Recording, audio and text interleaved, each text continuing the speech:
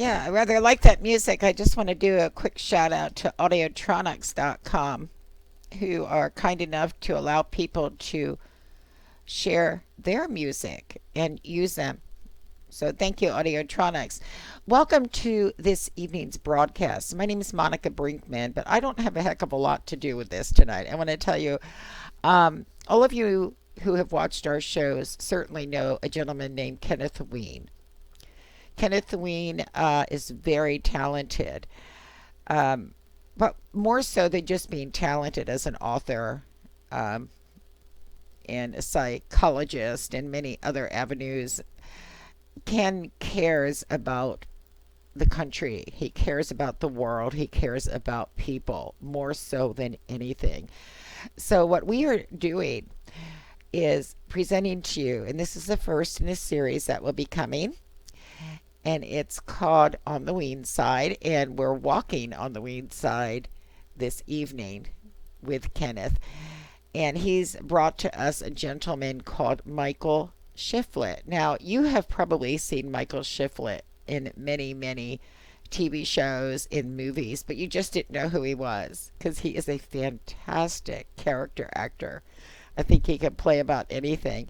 But Ken is going to talk to him about that and very, very important issues also within the film industry.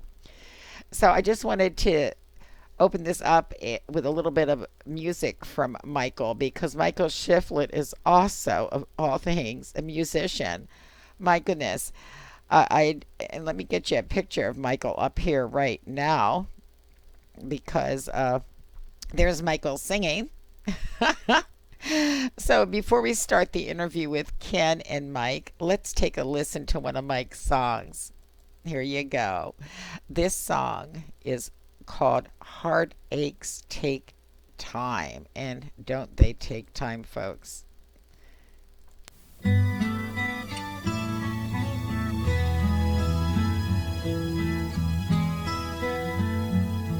It was late last night when his phone call left you crying, and I swore I saw your mama in your eyes.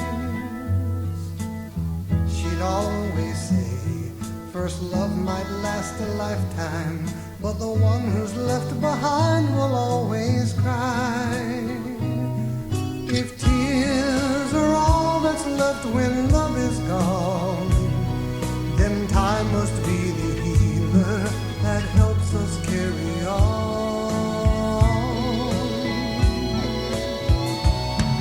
And heartaches take time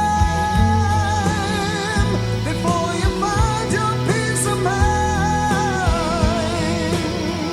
You've got to understand that grown-ups do cry, and tears are a sign that someone has loved you and left you behind.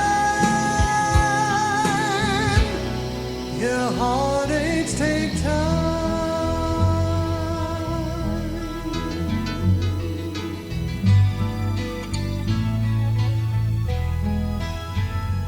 It took all I had when your mama left me crying, 'cause I knew my life would never be the same.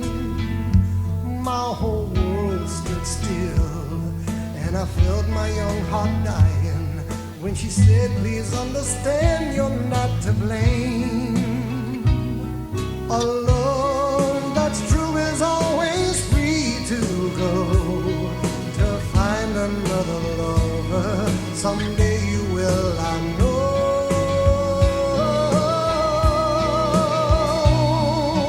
Heartaches take time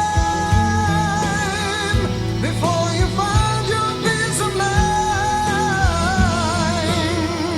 You got to understand that grown-ups do cry,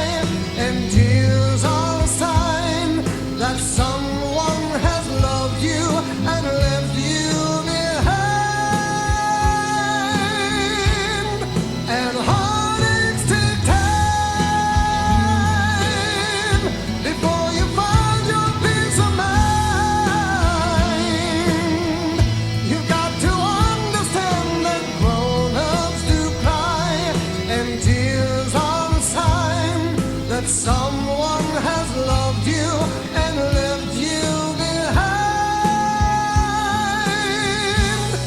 Yeah, heartaches take time.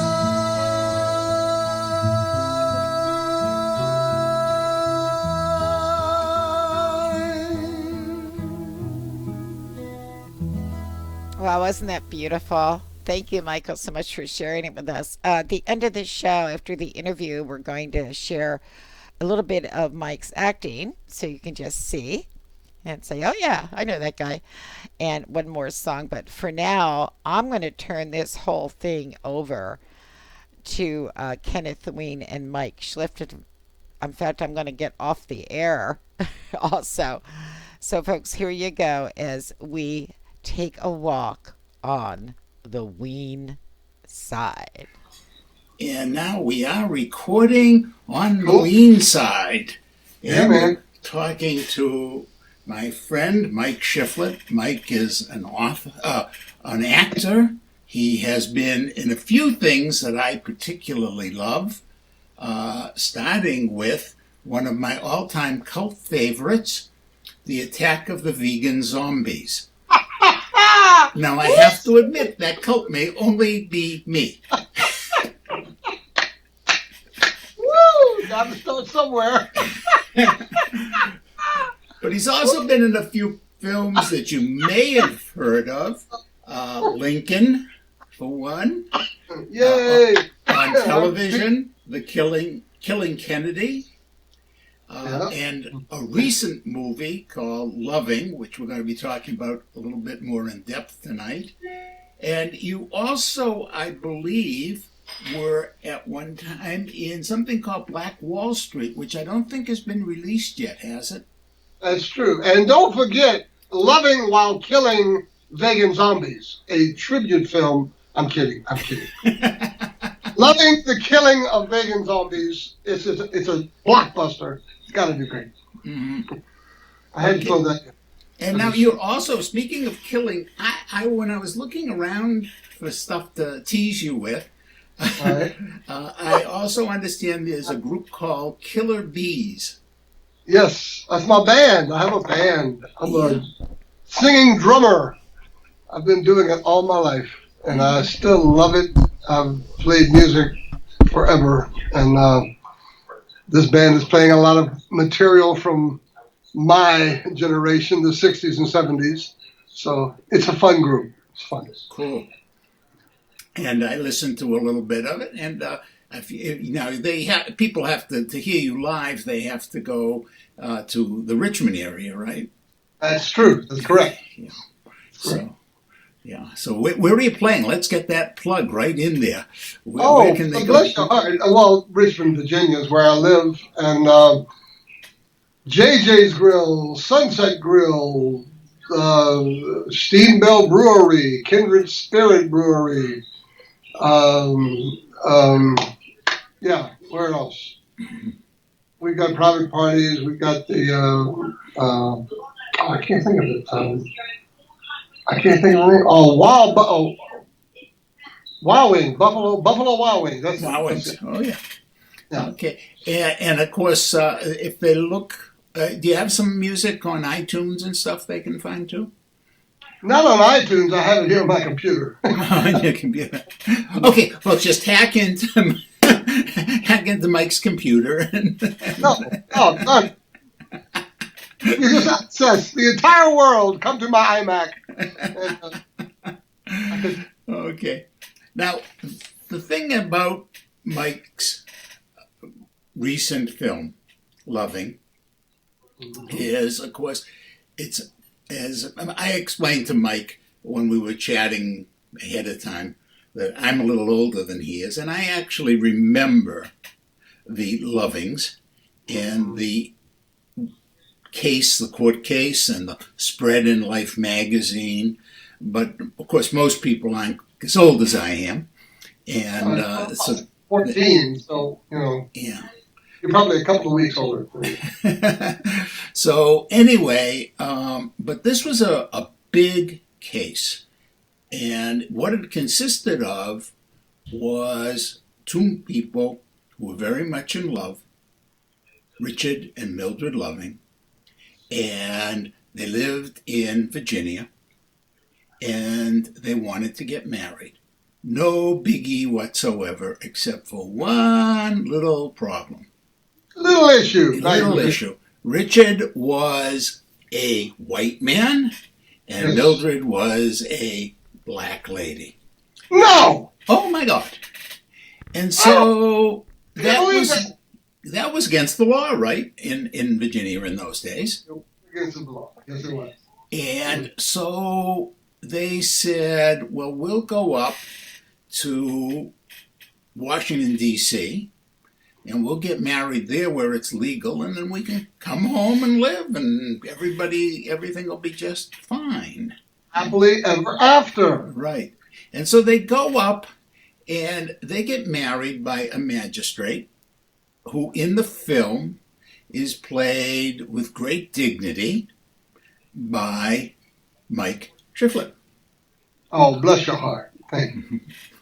And now, one of the things that struck me was, because of course I like to talk about things that really matter, Mike, and this case goes on, it ends up in the courts, and eventually, of course, all those horribly stupid miscegenation laws are struck down. But the magistrate who is marrying Richard and Mildred, he knows, even though he's in Washington, D.C., he knows that he is opening these folks to problems. That's true. And you, as an actor, I know the other kind of actor who really tries to understand his character. You don't just go in there and strike the same pose, use the same accent, and say the same lines. You're not a John Wayne type actor. You're a real actor. Thank you. I hope not. And so I was wondering, you're there with this couple, and of course you know it's make-believe, but at another level you're really into it. What is going through your mind as the magistrate as you're saying the vows with these people? Right. I have a statement or a philosophy that I carry with me for a long time, and it's nothing changes until hearts change. Name one problem on the little blue pale dot Earth that we couldn't solve without a change of heart. And Can't do it. this was a very rare circumstance in that they legislated a change of heart. You ordinarily can't do that. Mm-hmm. Legislate. If you could legislate it, we'd be the happiest country on earth because we have plenty of regulations and laws, and more than enough. But you can't legislate. How do you change someone's heart? How do you do that? How do you change their heart? Ordinarily, you can't legislate it, but that's what it took in this case. It went to the Supreme Court, of course, and they ended up with a happy ending, but it was quite a battle for them. Yeah, the Supreme Court finally found for the Lovings. Now these people, they're not highfalutin people. In fact, one of the neatest things about this film is that Richard Loving is a working guy. He's as basic Virginia guy as you could ever want to meet. He builds walls. He's not a bricklayer, but he uses cinder block. He's building houses. Joel Egerton did a wonderful job. Yeah, wonderful job. Just fabulous. And he likes to fix up cars for some drag racing. And a lot of his buddies are black guys. And they drive the cars. It's kind of cool because they drive the cars and they kind of get other white guys to drive against them, thinking, well, I'm a white guy, of course I'm going to win. But evidently, he really was quite a mechanic, as well as being a very fine bricklayer. But he's just a good, old, solid Virginia boy. Yeah, he is. Yeah. And Joel nailed it. You know, for those that don't know, Joel, who played Mr. Loving, is from Australia. Really? And wow. Completely surprised me on set one day.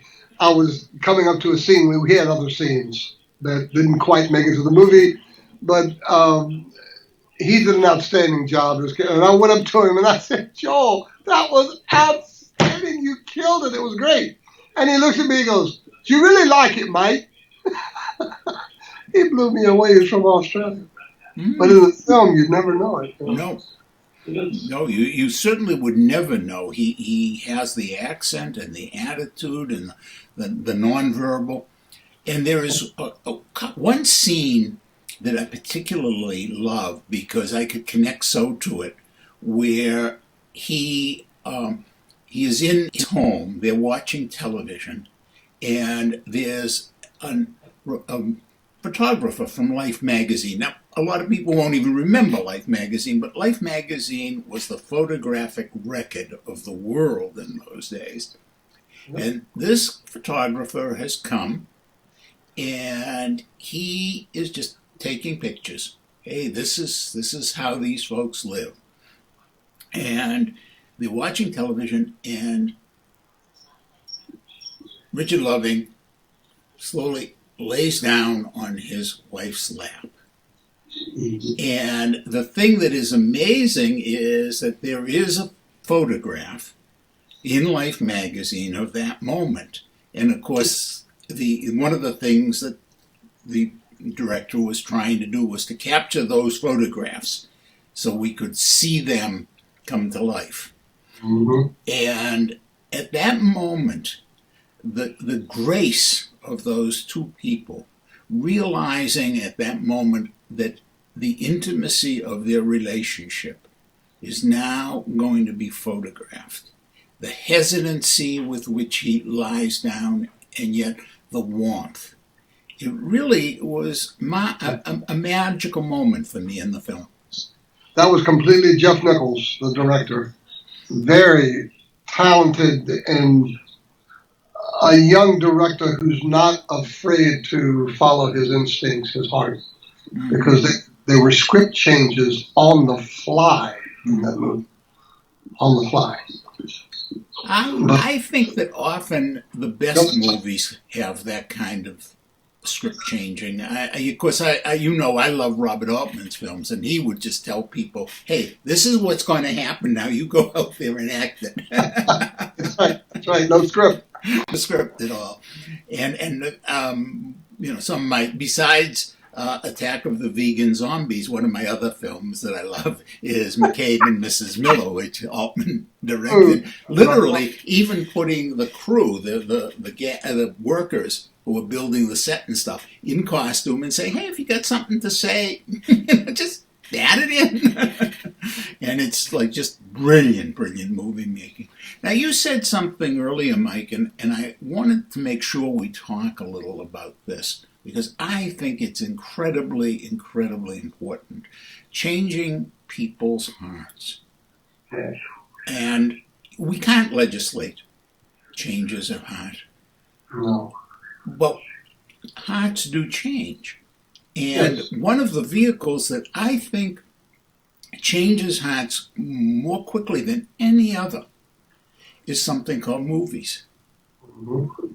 And here we are living in a period when, in my lifetime and your lifetime, we've gone from like a black man and white woman, or in this case, a white man and black woman, could not get married in many states, to a point where not only do we accept interracial marriage in general in this country, but now in recent years, we've gone to gay marriage.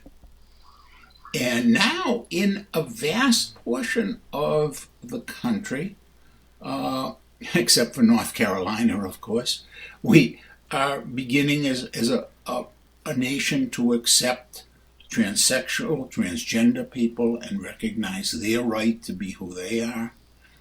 And how much of that change do you think is from movies and from people watching movies? I think the change, and this is my opinion, it may not be popular. I think you live long enough, you expose yourself to enough, you have felt and walked long enough to open your minds to different situations, different circumstances, we can. It's a simple. We can make our choices. We are free to make our choices, but we are not free to choose the circumstances of our choices. Mm-hmm. To me, I call that limited free will. Limited. Yep. Instead of free will. Free will, you can make a choice. You can also choose your consequence. Yeah. That's unlimited. But with that in mind, I think in many segments of society, this is just my opinion, Mm-hmm. I feel that there is a judgment, but there is also a tendency to prescribe and describe our own needs and own desires. And what that means is if there is no standard anywhere, nowhere, Mm-hmm. anything we choose can be acceptable. Right. Anything. Anything. Poly marriage. Mm-hmm. Therefore, where I come from in my heart, I believe there is a standard. I believe there is a line. That's where I'm at. Mm-hmm. So, But do you think that when we make movies like Loving, that it changes that line and changes the standard? Now, we have to always then, what you're really saying is, an artist, if a movie came along that was going to try and change the world in a way that you personally would find unacceptable, you'd have to hesitate to make that movie. that's correct. Yeah. That's correct. Yeah. And I would not have asked John Wayne to be in Loving, although I don't know that John Wayne was actually against interracial marriage. But Pilgrim. Yeah. Sorry, that's a bad John Wayne impersonation.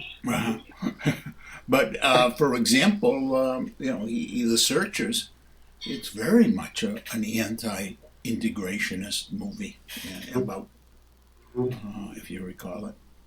By the way, that's going to be another interview I'm doing in the near future as a historian by the name of Michael Phillips, who has written extensively about that period in Texan history, but all in the movies, and also its implications for the alt-right movement in this country.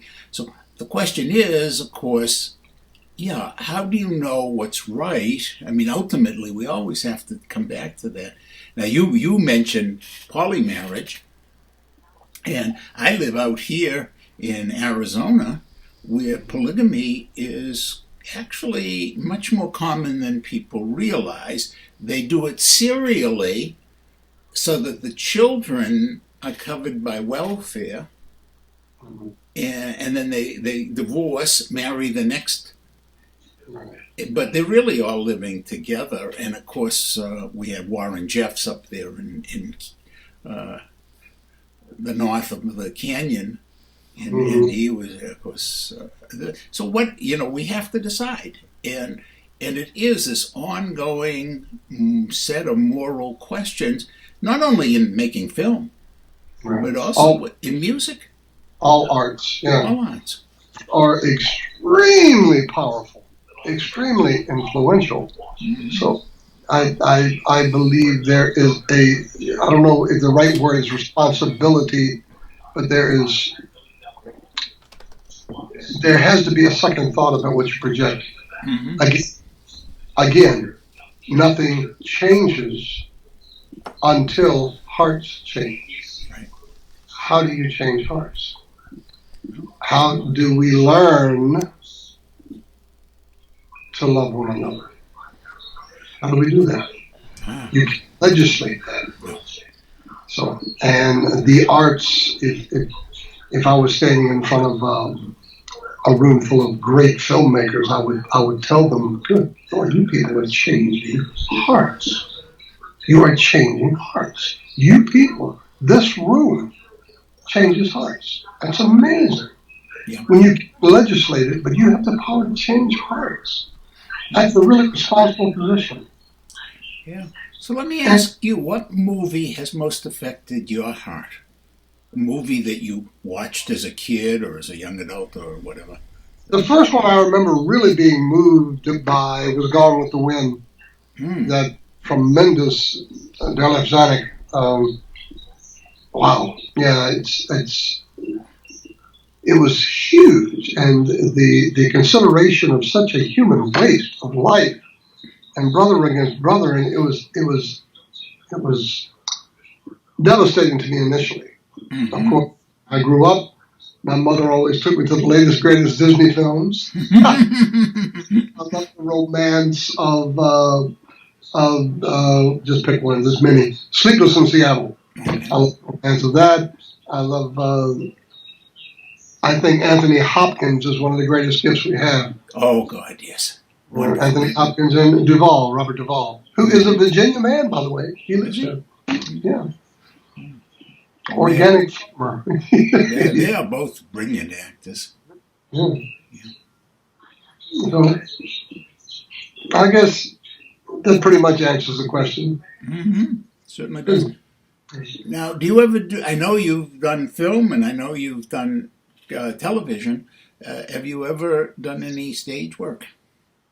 Yes, I have. I lived in Los Angeles for over almost 21 years. I was a studio singer.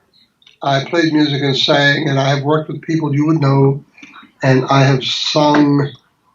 I know 50 to 75 commercial jingles, and I tell people I've been in your living room, but you didn't know it was me.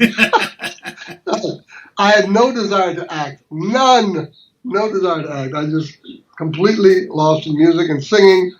I wanted to grow up and sing as well as Johnny Mathis. That was, Okay. and I got to work with the man, and it was a wonderful experience. And write a song as well as Paul Williams, the lyricist. Rainy Days and Mondays, You and Me Against the World. I got to meet Paul, and I think he's outstanding. And yeah, I tell him all the time how great he is. I think he thinks I'm a stalker. I'm pretty sure he's stalking me, but I fell in love with his compositions, his music. So, again, the emotional factor, the romance.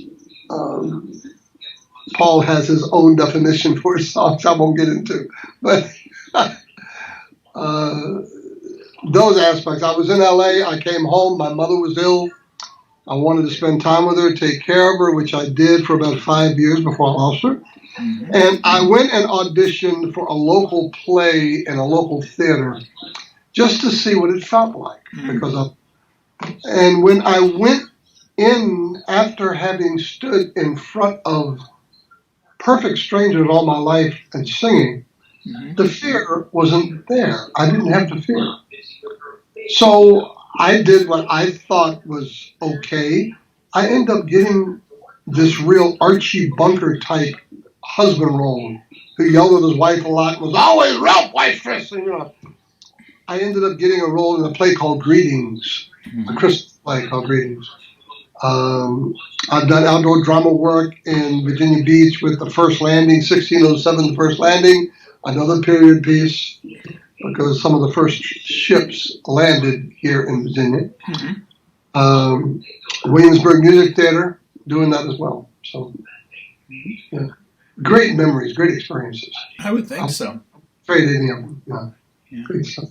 Well, folks, now I just have to remind you here at this point that we're talking with Mike Shiflett, who is a fine singer, drummer, who also just happens to be a terrific actor, a real character actor, as well as being a character. That's true. Yeah. And Mike is currently, you can see his work in the film Loving, which I think is a joyous celebration of the human heart. Yes, yes, yes. And Don't you love seeing them happy at the end? And it wasn't a Hollywood ending. It's a true ending. Yeah. No, it's funny because I'm going to say something. I don't know to what degree, in the end, they are happier than they were all along, because we're happy. We, as an audience, are happy that they have been validated, if you will, by the Supreme Court of the United States. But for them, their love has validated them from day one. And the most is at the very end of the movie, they tell you, as many movies do these days that are based on true events, they tell you something about what happened, in a little scrawl. And one of the things, he predeceased her, and she said something just so beautiful, so simple, about he took care of me. Yeah. And that was something that went on all those years. That was, and, I would like it if my wife would be able to say, and is able to say that about me if I predecease her, that he took care of him, that I had that sense of comfort. So, it isn't just a happy ending, I think, in this case is for the audience. But the characters, their happiness transcends that. And I think that's why this movie might actually help change people's hearts. Right. Wonderful.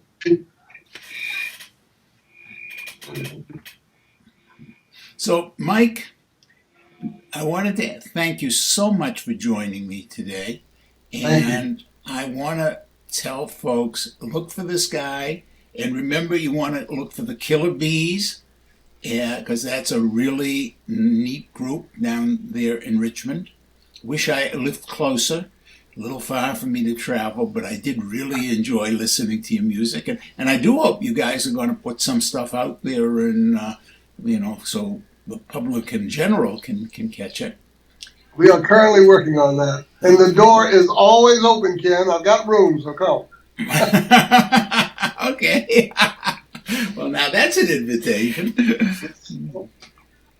Okay. So, folks, again, Michael Shiflett, and thank you so much for joining us tonight.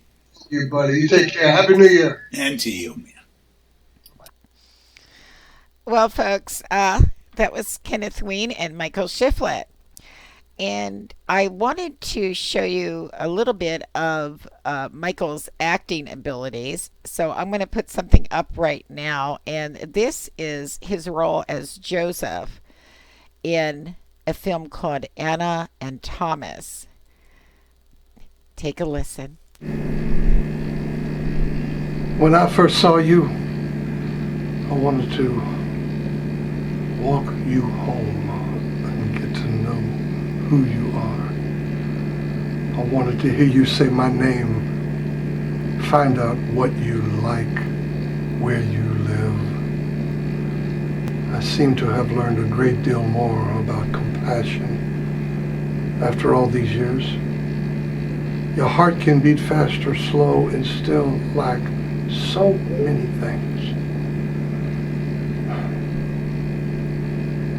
So what do you think we could do without each other? We appear to be tied at the heart. Time here only verifies that. So take your time in making a decision. The two of us could have a lifetime together. One strong and tender relationship. A song to sing together. A chance to breathe again. To really rest in you is my dream. What's yours? Wasn't that great, folks? Just a little bit of sampling. Okay, I'm going to end this show with one more song from Mr. Michael Shiflett, and this one is called Lena.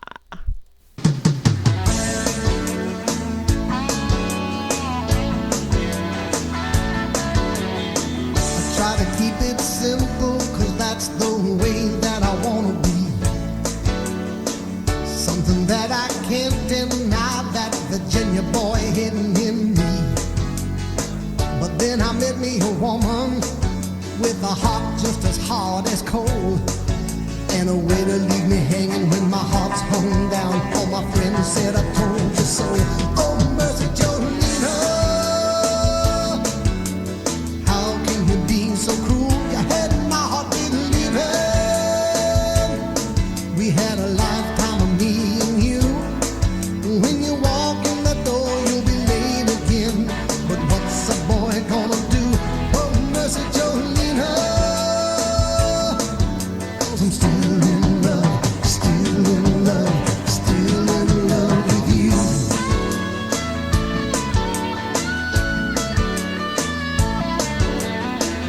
Gentle as a cradle that rocks a brand new baby boy. If she let me closer, I could feel her life with joy. When I try to hold her, she won't give me the time of day. When I finally get the chance to put my loving arms around her, she'll turn around and walk away. Oh, mercy, Jolene, how can you be so cruel? You had my heart believing we had a lifetime of me and you. When you walk in the door, you'll be late again. But what's a boy gonna do? Oh, mercy, Jolene, I'm still in love, still in love, still in love with you.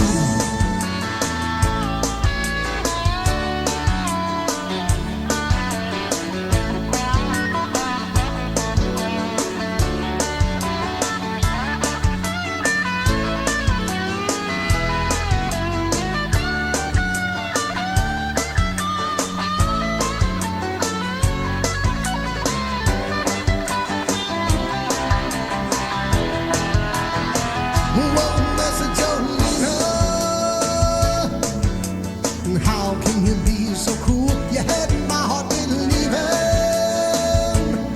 we had a lifetime of me and you. When you walk in the door, you'll be late again. But what's a boy gonna do? Oh, mercy, Jolene, I'm still in love, still in love, still in love with you. I'm still in love, still in love, still in love with you. You see, I'm still in love, still in love, still. Yeah, another great song. And Ken, if you're out there, I want you to know that Punky has been here the whole time watching and listening to your voice and to Mike's. And she's purring. And she's so proud of you. And she can't wait for your next show, as I think many of the listeners can't also. So we'll have to let you all know next time Ken has on the Weene side. And with that, folks, I want to wish you all a wonderful, wonderful evening. And I hope you'll tell folks about this. And we'll be up on YouTube. So we'll share that link with you also. So until that time, this is Monica Brinkman and Punky Radio Cat saying goodbye until next time on the Weene side.